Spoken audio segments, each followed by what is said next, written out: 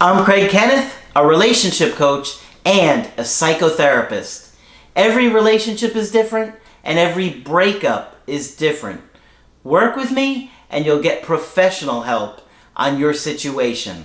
And if you're in no contact, focused on personal growth, my workbook series, The Knowledge, will help you make changes like you've never made before.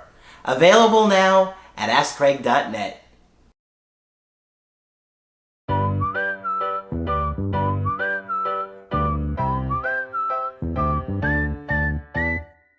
Hi there, I'm Coach Craig Kenneth. And I'm Coach Victoria. And in this video, we're going to be talking to you about how relationships change you. I'm really excited to share this one with you guys. I think there's a lot of interesting research. And I did want to say before we begin that Craig and I are available for coaching sessions. So if you did want to head to our website to get a one-on-one on your situation, we have that available. Absolutely. Boy, relationships can really change us in a lot of different ways, not just because you're going through a breakup and it's traumatizing.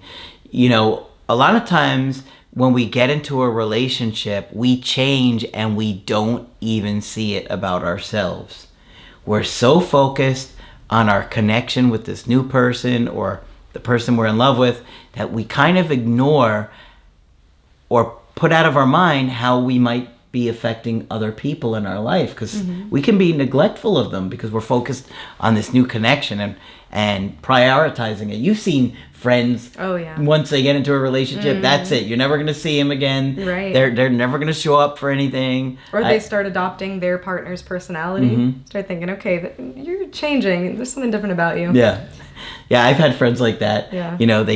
They don't want to go out anymore. Even if it's every 3 or 4 months, they don't want to go anywhere. Suddenly they're super into golf. Yeah. Or something.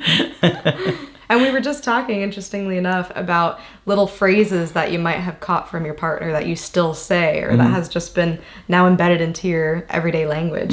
So it's so interesting how if these are the ways that we do notice our partners change us, imagine psychologically other ways that we don't even recognize that our partner changes us. We almost get in like a bubble with that. When you're in a relationship, you're like in a bubble. And then when that bubble pops, you're like, huh? What happened? I don't have any friends anymore. Nobody wants to talk to me anymore. This is weird. Well, we haven't heard from you in 3 years. I've been in golf. I've been in my golf lessons. But it's also interesting to see this in your partner. When you start hearing them saying words that you use, or them getting interested in your interests, or seeing your partner's personality change to match more of yours. It's That's true. Fascinating. That's true. So in this video, we're going to talk about that and personality and relationships and changes and things that happen. Right. So a lot of what we'll be talking about today is based off the research of Bueller. I hope I did not butcher that name. But Ferris? Ferris not Bueller? Ferris Bueller. Oh. Just Bueller. I bet he'd have good research. He would, yeah. And it's in the European Journal of Personality. And this was talked about in an article by Madeleine Fougeray. Fougeray. I'm probably butchering that also. Probably. But let's start with talking about what personality is. So a personality is broad patterns of thoughts, feelings, and behavior. So this is the lens through which we'll be looking at this information. So keep that in mind. And personality is typically stable overall in adulthood, but certain things can change that. Like what? Like trauma, for example. Trauma can make a huge impact on your patterns, on how you see the world, how you behave, how you think. Other life events, changes in environment. And we were just talking about how when I was in Norway, there were certain things that I picked up that I still say and use today. So environment and environmental factors can impact our personality too. Yeah. So there's a lot of changes that can happen that we may notice, we may not notice. Yeah, that's the thing, is that a lot of times we do things we don't even pick up on them anymore because we're just so used to it. And so in the research that I mentioned, they found that entering a relationship is where they saw the biggest personality changes. And one of the things that they noticed was a big increase in life satisfaction, which makes sense to me. Now, when you're entering a relationship, you get this surge of happy hormones, and your life satisfaction increases because of that. Okay. That's a big one. Yeah. With marriage, they found a decrease in openness and an increase in life satisfaction. A decrease in openness. So like a decrease in wanting to do new things. Yes. And exploring new things.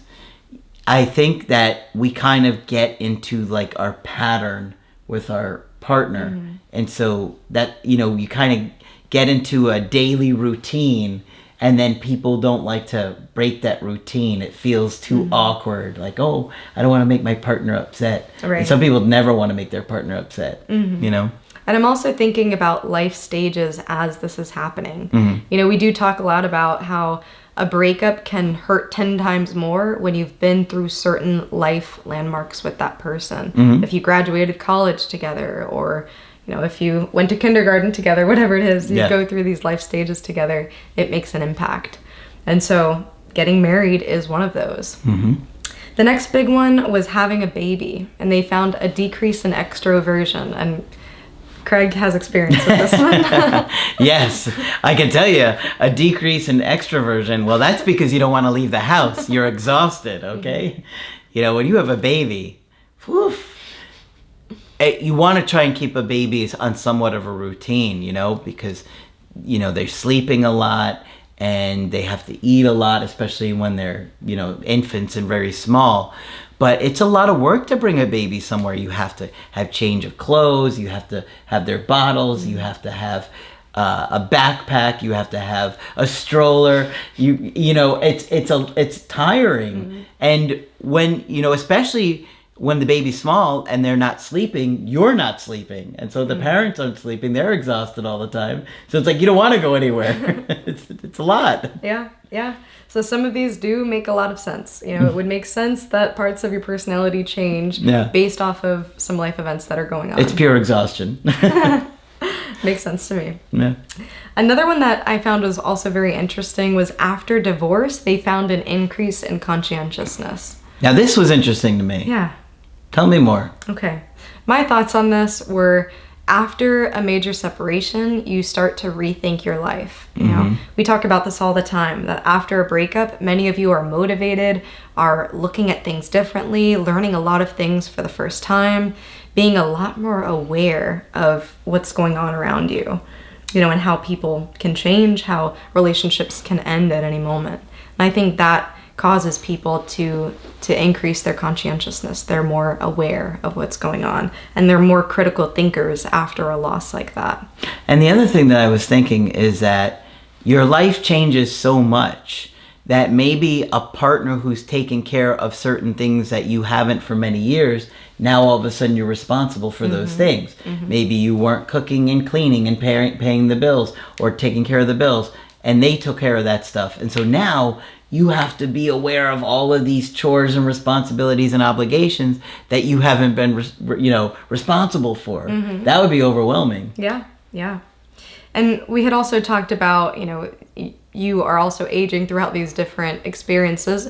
More people who are divorced are more likely to be, in late 20s, 30s, and beyond, rather than 18, 19. You don't see a lot of teen divorces. Is that what you're saying? Or child divorces. Can't say that I've seen even one. And so that's good news. So, yeah, we've got a couple here. Tommy is age 2, and Christina is age 1.5. Too much of an age gap for me. Yeah, right. Too far apart.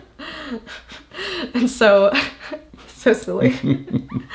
And so it does make more sense that later on in life you grow with conscientiousness. Yeah. I am curious, based off of this research, what personality changes might happen with different life events, such as a breakup. That would be a really interesting study to do, is how do breakups fundamentally change our personality, if they do at all? Yeah, I think in a lot of ways, you really question yourself is a big one. Because somebody that you thought would be with you or stick with you is maybe abandoning you, and you feel like, I can't even trust myself anymore to choose somebody. So I know a lot of people talk about that. That'd be a big one. Yeah. Other areas that I wonder would affect personality are also long periods of singleness. I can see something different in those who have been single 3 years, 5 years, 10 years. and also abusive relationships, how those affect personality. I've talked about this before. Sometimes you see, especially in women, this air of empowerment after an abusive relationship that they've successfully gotten out of and that they've survived. There's this sense of, I'm not letting anyone do this to me again, and a change in their personality that I see just based off of my experience with clients.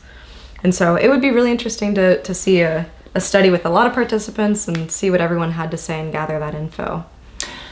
Let's hear what you guys have to say. What kind of changes have you gone through, maybe because of your breakup? How are you different? How do you see the world differently now? How do you see yourself differently now? Do you think you are less trustworthy of people? Do you think that you see love different now? I don't know. Share your thoughts. We'd love to hear what you have to say. And I will say one more thing for you research nerds that might find this interesting, but they found that the experiences in which you're gaining in relationship, getting married, getting together with a partner, having a baby, that those changes were shorter than the changes that people experience through loss, divorce, and getting widowed, for example. And so that makes me wonder, the changes in a personality from a breakup, what you're doing now to work on yourself might have a longer lasting impact than even getting into the relationship in the first place. So more importance on what you're doing now and how it changes who you are and how you show up in future relationships. Take a look at that creative healing course or the workbooks. They'll help you a lot. And of course, if you want to get our help personally, you can do that on my website, askcraig.net. I do email coaching and I do Skype. Coach Victoria is also available for Skype coaching. I'm here whenever you'd like to chat. Just click on her name at the top of the website to schedule with her. But that's it for this video. I'm Coach Craig Kenneth. And I'm Coach Victoria. And we will talk with you soon.